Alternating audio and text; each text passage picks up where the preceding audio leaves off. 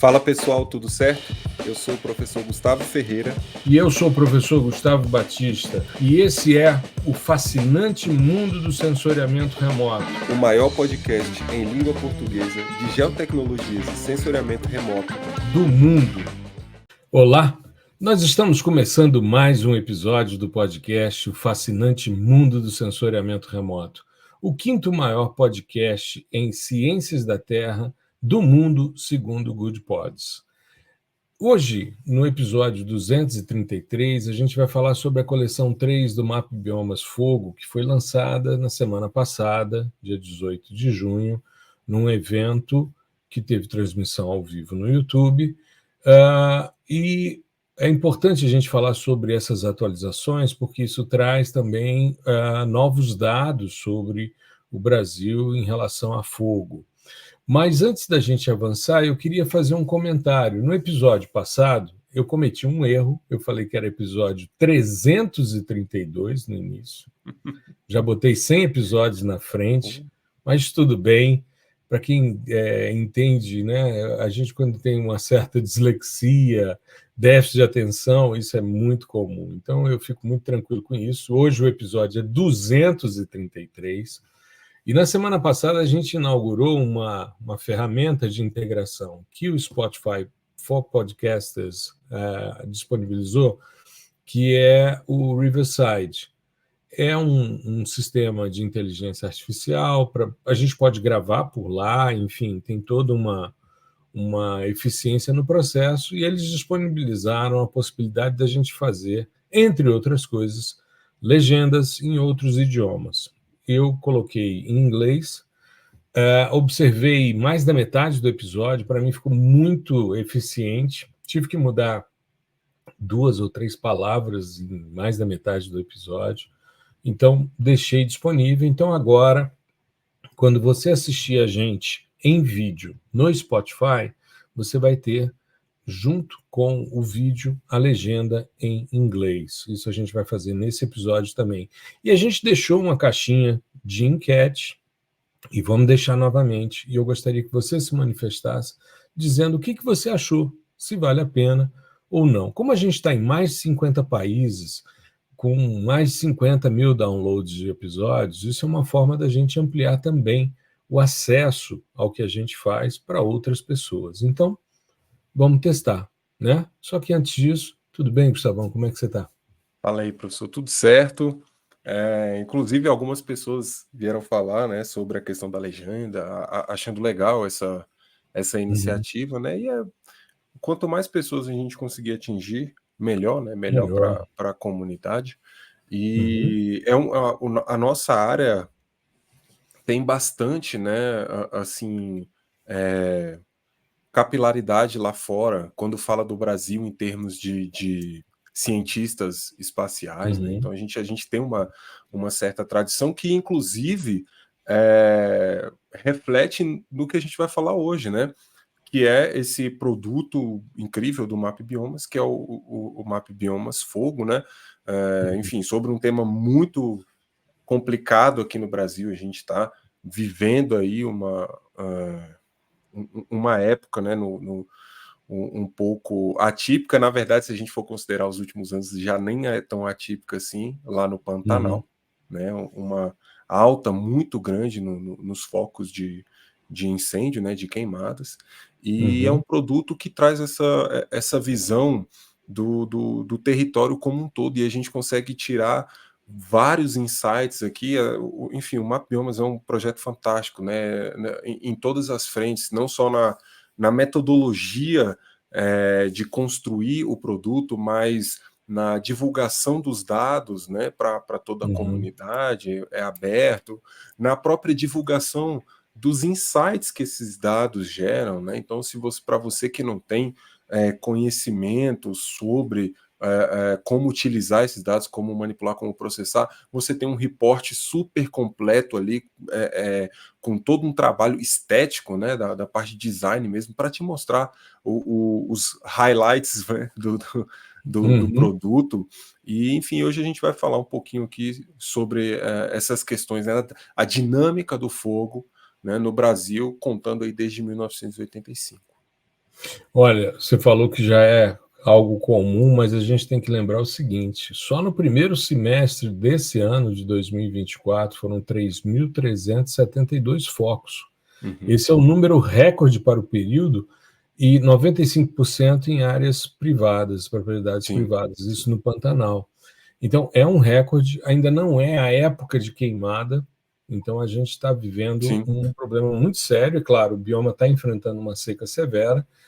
Hoje, né, foi lançado o Mapa Biomas Água, que a gente vai comentar na semana que vem, e é importante a gente avaliar essa questão, porque esses produtos que estão, esses dashboards que estão dentro da estrutura do Map Biomas, porque o Map Biomas começa como um mapeamento de uso e cobertura do solo, e depois vão surgindo vários desdobramentos disso, e as coleções, elas são anuais, e a ideia é que faça-se todo o processamento de todas as imagens quando você inclui mais um ano. Ou seja, o que foi lançado na semana passada foi a inclusão de 2023 na série histórica que já vinha de 85 a 2022. Só que diferente do que é feito, né, que seria somente, vou processar 2023 e colocar no cubo de dados, não, eles reprocessam toda a série histórica, porque há uma influência, existem filtros temporais que são isso. levados em consideração na análise.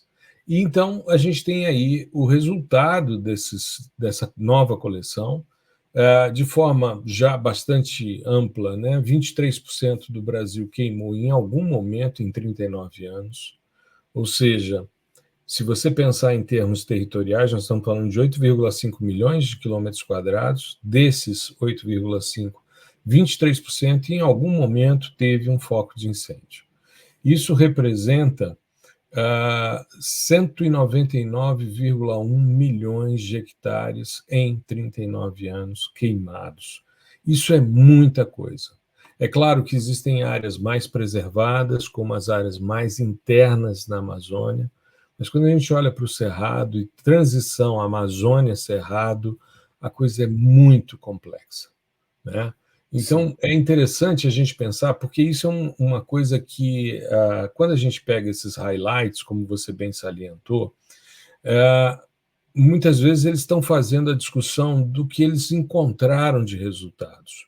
Mas é extremamente importante, quando a gente avalia a estratégia do MAP Biomas como um todo, é extremamente importante a gente ver que é um trabalho que utiliza, né, um processamento extremamente robusto, bastante rigoroso e muito bem estruturado, né? Quem organizou o Map Biomas Fogo foi o grupo da Anne Alencar, do IPAM, né? E eu fico muito feliz de ter alguns ex-alunos envolvidos nesse processo, e vejo, né, coisas fantásticas como frequência de fogo, ou seja, quantas vezes aquela área queimou. Então, tem áreas que queimaram diversas vezes. Quanto mais você queima, mais você afeta a biodiversidade. Mesmo que seja um bioma que tenha a dinâmica do fogo, como é o caso do Cerrado, no Cerrado, principalmente nos estratos, nas fitofisionomias de Cerrado, senso estrito, que tem, né, o fogo dentro da sua dinâmica, mesmo assim, quando você queima muitas vezes uma área, uma espécie mais resistente se mantém e outras acabam entrando em extinção naquele local. Então é extremamente importante você saber quantas vezes aquele pixel queimou. Além disso, saber quais são os períodos que queimaram é extremamente importante para você fazer manejo integrado de fogo, você se preparar, você se organizar para você evitar que uma queimada se transforme num incêndio, que é algo que muitas vezes não se tem controle, como a gente está vendo agora no Pantanal. E entender, né, quanto de área queimada você tem ali, né, os focos. Então, é algo extremamente elegante, que era o termo que eu queria usar, e é importante a gente ter essa análise. Além disso, nessa nova coleção existem novos dados: o tamanho da cicatriz e a última ocorrência do fogo. Então, são incrementos bastante interessantes. Eles já no ano passado, quando fizeram a discussão da coleção 8 de Land Use e Land Cover, né, uso e cobertura, eles já, nos pits que eles fazem no final, eles já traziam que queriam fazer um monitoramento mensal. Ao invés de fazer o lançamento anual, ter também o Mapa Biomas Fogo sendo avaliado mensalmente, assim como o de mineração e garimpo, né? Mas eu acho que a gente pode avançar nesse sentido e trazer um pouco mais, né, Gustavo? Falar, por exemplo, sobre os biomas. Eu acho que é interessante Sim. tratar essa questão, né? Eu acho assim, visualmente, né, quando você pega o mapa, você já vê uma alta concentração no Cerrado, né, Uhum, e no Pantanal.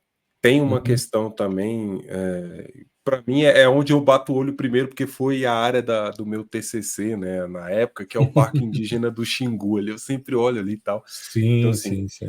que ele fica ali né, na porção mais a leste ali do Mato Grosso, e você Uhum, tem uma pressão do agro ali absurda no Parque Indígena, né? uhum, Se eu não estou enganado, é um dos primeiros, se não o primeiro parque com essa, enfim, com esse foco, né? Fica ali também, uhum, por curiosidade, o centro geográfico do Brasil. E muitas das vezes ele foi considerado, né, pela literatura como uma ilha de preservação ali dentro do estado, uhum, e às vezes ele é tido também como um ralo, né, de coisas que vêm de fora, né, ou seja, porque o parque não engloba toda a bacia, né, do alto curso do uhum, Xingu. É só o centro da bacia. Então, a borda do alto curso, ou seja, os locais onde tem as maiores elevações, não é preservado. E aí, né, evidente, por gravidade, todas essas coisas acabam descendo e escoando ali para o Parque do Indígena do Xingu. Então, você tem uhum, metais pesados, né, agrotóxicos, enfim, tudo que vem dessa atividade, né, antrópica adentrando o parque ali. Mas, enfim, a questão também interessante aqui que, quantitativamente falando, né, quase 60% do Pantanal teve seu território, né, com focos ali, né, coberto ali por chamas, nesse intervalo de tempo de 39 anos. Então, proporcionalmente falando, né, claro, o Pantanal é bem menor do que o Cerrado, né, que teve ali uhum. 44% do seu território queimado ao longo desse período, mas isso já esse fato do Pantanal, né, já acende um alerta, né? Eu lembro quando eu era mais novo, a ideia que vinha. Ainda mais, só um parênteses, ainda Sim, mais sim. sendo uma planície de inundação, né? Exato, era Ou isso que eu ia seja, um falar. local, exato. Eu acho que é É importante água. esse foco. Quando você Uhum, está ali no ensino médio, ensino fundamental, pô, você pega um livro para estudar bioma ali, de ciências, biologia, sei lá, a primeira coisa, a primeira foto que tem sobre o Pantanal é uma planície alagada, sabe? Água pra uhum, caramba e tal. Então, assim, para você ver como as coisas andam críticas, né? Então, eu exato. comentei do normal, mas talvez eu tenha usado a palavra errada, né? Que esses fenômenos eles estão sendo cada vez mais recorrentes. Isso é ruim, não é para se tornar Exato. normal, né? É uma Uhum. coisa que a gente tem que É um novo combater. normal, mas que não deve ser De forma considerado é, algo é, tranquilo, de- né? É é efeito de isso. mudança climática. Não é normal no sentido de, isso aí é normal, acontece, sabe? Mas sim de É, aconteceu tantas vezes ao longo do tempo, né? De um intervalo de tempo curto, que a gente acabou internalizando, né? Esses dias a gente estava vendo na TV toda aquela questão do incêndio, dos incêndios no Pantanal e tal, naquele período uhum, ainda meio que de pandemia, que reverberou lá em outros estados do Sudeste, né? Então, assim, uhum, e agora a gente está vendo de novo, né? Então, é, tá, a situação, esse relatório, esse reporte, ele só mostra isso com dados, né? uhum, Não é achismo, né? A gente não está tirando do nada essas coisas. Então, você tem uma série histórica extremamente robusta que mostra isso, né? Você tem uhum, ali três biomas, né? Aliás, dois biomas que são de longe os mais afetados, que é Pantanal e Cerrado, né? A Amazônia você tem ali uma incidência de cerca de 20% do território, e isso é diretamente relacionado com as áreas de preservação, né, que se concentram, mas possuem uma densidade maior, tanto em termos de área quanto em termos de quantidade no bioma Amazônia, né? Então você tem, isso é mais um indicativo de que esse tipo de área, né, terras indígenas, unidades de conservação, são instrumentos extremamente eficazes para a preservação, né, para a conservação dos nossos biomas, que vai muito no sentido dos nossos estudos, né, sobre a remuneração dos guardiões, né, dos biomas aí. Dos Então, ativos, exato. exato, exato. Então, assim, o alerta, né, só para fechar, tá no Cerrado e no Pantanal, né? A gente vê principalmente quando a gente pega o mapa, dá para ver, inclusive, uma relação espacial com o RAD, né? Com o relatório de desmatamento, que você tem uma Exato. concentração forte no Mato Piba, né? Uhum. Principalmente no oeste baiano ali também. Então, assim, Exato. você já de cara você vê esses pontos, né? É um detalhe técnico pela extensão territorial e pelo fato das imagens ali serem de 30 metros, acaba que a colorização desses pixels onde apareceu queimada vira quase que um mapa de calor, né? Sem trocadilho, mas vira uma forma de representar mais concentrada, né? Porque você tem pixels bem pequenininhos que eles viram quase pontinhos, né? Por conta da extensão territorial. E aí quando você junta vários pontinhos ali, né? Que são contíguos, né? Áreas muito extensas que foram queimadas, fica com essa colorização mais forte. Então você tem isso no oeste baiano, região do Mato Piba, Pantanal pra caramba, né? E por aí vai. E a macro também, né, que é a Também. frente de desmatamento na Amazônia, Amazonas, Acre e Rondônia também. Me chamou a atenção ao olhar o mapa, né, dos biomas, isso está na página 4 desse reporte que eles divulgaram. Quando a gente pega o estado de Roraima, a gente tem metade dele queimado e a outra metade não. E a gente vê a importância dos territórios indígenas, Da Yanomami, porque né? terra Yanomami. É claro, existe uma pressão por garimpo muito forte, existe desmatamento e queima em territórios indígenas? Sim. Né? A gente vê, você falou do Parque Nacional do Xingu,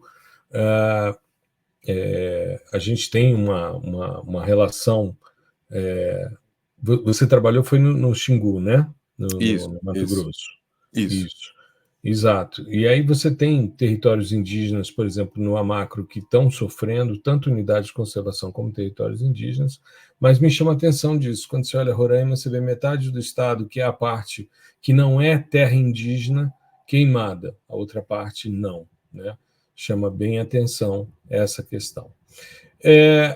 A frequência de fogo eu acho extremamente interessante, porque a gente vê, claro, uma tendência de decréscimo, mas quando a gente pega as áreas, né, então você vai ter 35% do território brasileiro queimou uma vez, e cerca de 2% queimou em torno de 16 vezes, isso em termos de Brasil. Quando você pega o Cerrado, isso dobra para 4%. E aí você vai vendo a região, por exemplo, do Mato Piba, como essa região de alta frequência de queimadas, que é a área ser afetada pelo fogo, né? Foi queimada mais de uma vez nesses 39 anos. E o Cerrado é o que tem a maior quantidade de queimada recorrente, com 3,4 milhões de hectares que queimaram mais de 16 vezes em 19 anos. Ou seja, eles provavelmente, porque eu já vi pixels com 27 anos queimados aqui no Distrito Federal, então eles estão agrupando a partir de 16 anos tudo que vem igual ou superior a 16 anos. Mas mesmo assim chama atenção, porque na Amazônia você tem 1%, na Caatinga você tem 0%, na Mata Atlântica 0%, no Pampa 0%, no Pantanal 1%. Brasil 2%, muito forçado pelo Cerrado, e o Cerrado 4%. Então é interessante a gente perceber essa questão da frequência, que eu acho que é um dos dados mais importantes que a gente tem em termos de queimadas no portal, no dashboard do Map Biomas Fogo. né? Sim, é uma inovação considerável, assim, em termos de insights, né? Você entender que, Uhum. cara, a gente não está falando, né? Porque às vezes quando a informação aparece assim em primeira linha, fica parecendo, cara, queimou uma vez, né? Foi só um evento de queimada e beleza, acabou aquilo ali, vai ter uma rebrota, né? Uma Uhum. regeneração e tal. Mas a gente está falando de eventos de mais de 16 vezes. Né? Então, imagina Exato. o tanto de biodiversidade que você já perdeu. Né? É o equivalente a você ter uma tragédia do tipo das enchentes do Rio Grande do Sul várias vezes, assim, durante todos os anos. É evidente que Uhum. o impacto que isso vai deixar, a pegada negativa que isso vai deixar é muito maior. Quanto mais vezes Uhum. você queima, mais biodiversidade você perde. Né? E mais serviços ecossistêmicos ali você perde também. Uhum. Inclusive, em determinada frequência, esses serviços não voltam mais. Né? Então, Exato. Se você você extrapola a resiliência, acabou, né? já era. Então, assim, Exato. imagina isso aí no, né, Cerrado e Pantanal e tal. É muita É, coisa. Né? exato. Uma outra coisa também que eu achei muito legal foi a análise em função do tipo de uso e cobertura, né? Eles têm classes de uso da terra e têm os tipos de vegetação. Quando a gente pensa na estrutura de vegetação nativa, 68,4% do fogo ocorreu em vegetação nativa, 31,6% em áreas antrópicas, ou seja, de interferência humana. Isso varia de bioma a bioma, eles fazem Brasil e por biomas, mas é interessante porque pastagem é a classe de uso da terra que mais queimou, e campos e savanas, os tipos de vegetação que mais queimaram. Campos, formação herbácea praticamente constante, né? No caso do sul do país, no Pampa, é muito comum esse tipo de formação, mas no Cerrado também. E as savanas, a formação de savana, que é uma formação arbustiva herbácea, e que tem toda uma relação com o fogo, mas que tem áreas também sensíveis inseridas, como é o caso de veredas, as turfeiras e as matas de galeria. Mas eu acho extremamente importante esse tipo de levantamento, já que eles têm o levantamento de uso e cobertura, é possível fazer esse tipo de leitura por tempo e também por classe de uso e cobertura, né, Gustavo? Sim, sim, é muito bacana. Quando você vai agregando, né, outros componentes, outros planos de informação, aí você vai escalando em termos de possibilidades assim ao infinito. Então, é isso que você falou. Bom, como eles já fazem o mapeamento de uso e cobertura, nada mais justo do que cruzar essas informações com esses dados de fogo, e aí você tem essa decomposição, né, por Vai tipo de uso. derivando, né? Pois Vai é, derivando informação. e isso é muito bom, por exemplo, para você planejar políticas públicas e tal. Você tem isso, né, a- a- aliado à questão da resolução espacial de 30 metros e tal. Então você permite um planejamento até a nível municipal, sabe? Uhum. Enfim, seja de recuperação ou de mitigação ou de fiscalização desse tipo de coisa. Né? Então você já sabe exatamente onde você precisa ir. Né? Qual tipo de uso que eu preciso interferir com mais celeridade, sabe? Ou quais são as pessoas, né, que eu preciso, os usuários ali da terra que eu preciso fiscalizar com mais afinco, né? Isso é Uhum. importante também. Qual tipo de propriedade, né? Você cruzar isso com outros dados, enfim, é muito interessante. Exato. Um dos dados que eu acho mais geniais desse produto Mapa Biomas Fogo, isso eu já comentei, inclusive hoje aqui no episódio, é quando queimou. Porque como a gente trabalha também com dados óticos, a gente faz a análise, existem vários índices baseados em declive, para você medir severidade de queimadas e também medir rebrota. Uhum. Então, é extremamente importante quando você vai fazer um estudo de um determinado incêndio que você saiba quando queimou. E é interessante porque eles fazem essa leitura e colocam cores que variam do azul até o marrom. Então, você tem uma gradação de azul, verde, laranja, amarelo, laranja, vermelho e marrom, representando cada um mês, né? Sim. E é interessante porque bate com a questão do balanço hídrico brasileiro, né? Principalmente quando a gente pensa nos climas mais sazonais. A gente está falando que o Cerrado é o bioma aqui que mais queimou, ele tem 2% a mais do que o contexto amazônico, né? E isso de forma geral. Mas quando a gente pensa em termos de percentual de queima, a gente vai ter um acúmulo a partir de julho até outubro, que são os meses mais secos, tanto no Cerrado como na Caatinga, né? E que acabam, de alguma forma, influenciando também as dinâmicas dos demais biomas. A gente também tem uma sazonalidade marcada no contexto amazônico, dependendo da área, da transição para o cerrado, isso fica mais notório, né? No sul, você tem estações mais bem definidas, chuva regularmente distribuída ao longo do ano, enfim. Mas a gente percebe isso. Então, julho, agosto, setembro e outubro, os meses que mais queimam, porque são justamente os meses com mais biomassa disponível. A gente tem que lembrar que combustível para queimar, no caso, vegetação, você tem que ter uma análise de verdor, umidade e senescência para saber quando queima.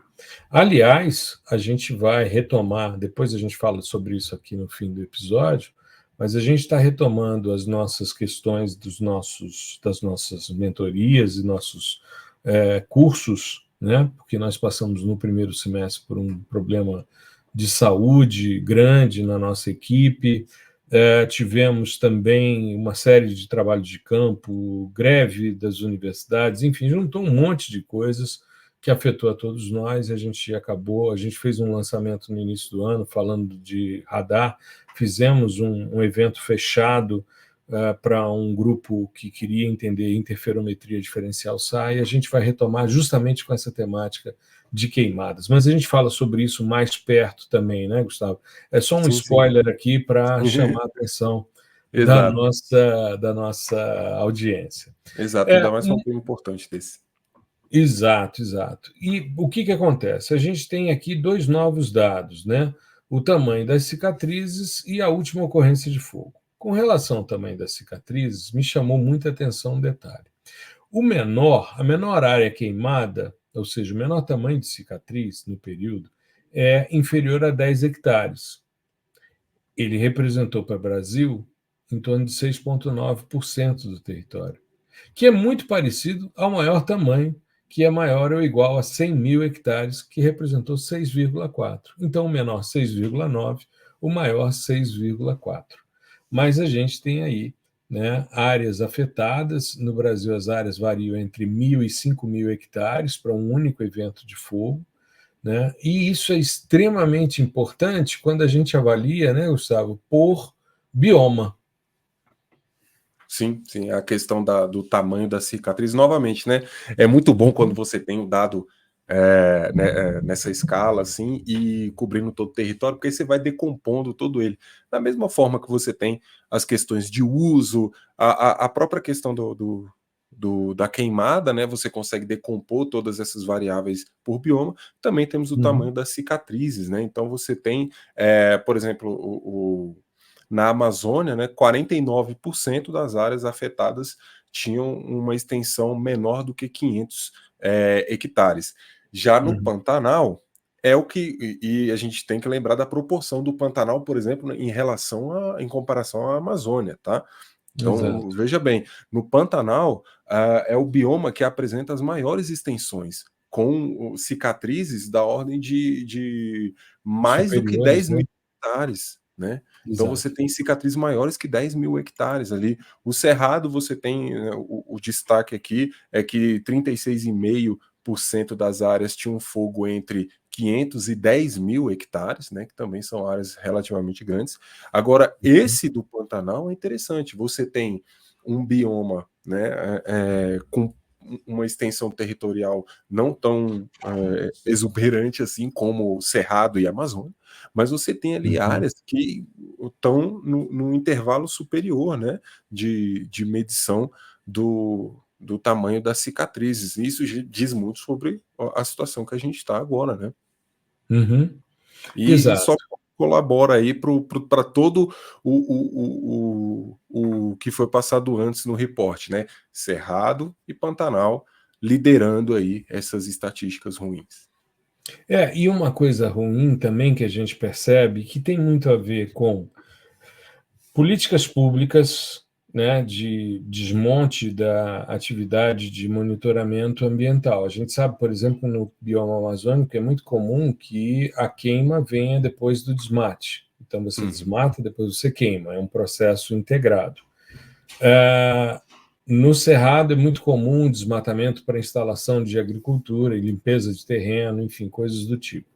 Mas é interessante quando você percebe que é uma questão de política pública associada a mudanças climáticas. Então, quando você avalia esse novo dado, que é extremamente importante, que é a última ocorrência de fogo, 43% de toda a área queimada no Brasil desde 1985 teve sua última ocorrência, ou seja, quase a metade de todas as áreas queimadas tiveram sua última ocorrência entre 2013 e 2023, ou seja, nos últimos 10 anos.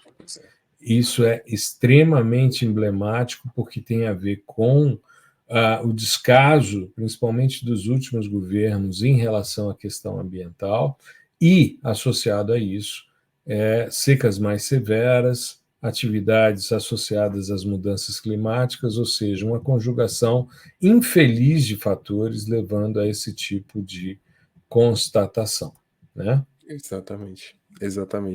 Um dado triste, né? E você vê novamente na questão gráfica ali de última ocorrência, quem está liderando, Matopiba, Pantanal como um todo, né? E aquela porção ali leste de Roraima, né? Então, isso, que é a parte do Amacro. Isso, então eles que tiveram ali essa distribuição maior, né, na última década. Então, que é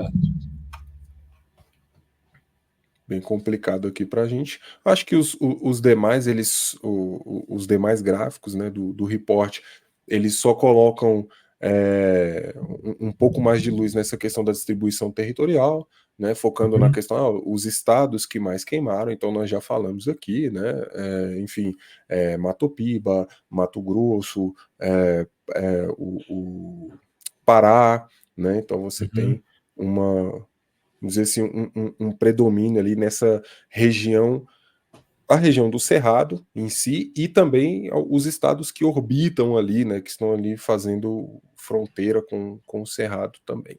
Né? Contexto amazônico, né? Isso. Só um último destaque aqui, endereçando para o RAD novamente, que nós temos aqui a presença, né, nos municípios que mais queimaram, de São Desidério, que foi o município que estava presente também, se eu não estou enganado, é o líder, né, de desmatamento. Então, São Desidério na Bahia, né, no oeste baiano, aí, uma região de Chapada, né, o Chapadão tomado. Ao lado ali, de Luiz Eduardo Magalhães. Que é outra também na mesma... Você passa ali no oeste baiano, é basicamente a mesma configuração. Uns chapadões assim, cheios de pivô central e aquela coisa toda. Polígonos de cultivo, né? Então você tem a presença aí de São Desidério novamente figurando entre as cabeças aí, em termos de municípios que mais queimaram, e também o município que mais desmatou, né? No último relatório. Exato. Eu acho que com isso a gente encerra essa discussão sobre a coleção 3 do Mapa Biomas Fogo, externalizar o nosso agradecimento e os nossos parabéns à equipe do Mapa Biomas de forma geral. Semana que vem nós vamos falar sobre o Mapa Biomas Água, que foi lançado hoje, então a gente precisa dar uma olhada no relatório, discutir um pouquinho para a gente poder fazer um novo episódio. Então fique atento, porque nós vamos fazer um evento fechado, como a gente fez no início do ano, para pouca gente. Tá? A gente vai fazer um evento em que as pessoas vão entrar com a gente numa sala virtual e a gente vai discutir durante 2, 3 dias, normalmente 3 dias, a gente ainda não tem data, mas a gente vai fazer aí uma mentoria sobre incêndios florestais, severidade, como medir, verificação de rebrota, coisas do tipo, tanto em interface gráfica como em linguagem de programação, e logo depois a gente vai lançar as novas turmas do PDI-SL e do PDI-PAI. Então, fica atento às discussões, principalmente aqui no podcast. E não esquece de votar na enquete o que você achou da gente utilizar as legendas em inglês nos episódios nesse anterior e nesse atual agora, que a gente vai fazer esse teste novamente, e é provável que a gente continue com essa dinâmica. Tá legal? Exato. Fiquem bem, se cuidem, uma boa semana. Gustavão, tudo de bom, um grande abraço para você. Você ia falar, eu te cortei, desculpa. Não, eu ia falar exatamente um abraço aí para você, para o pessoal que está assistindo, e até o próximo episódio aí, onde a gente vai falar do outro elemento, né? Da água. Exato. É isso aí. Tchau, tchau. Um grande abraço. Falou. Muito obrigado por prestigiar o nosso podcast. O fascinante mundo do sensoriamento remoto.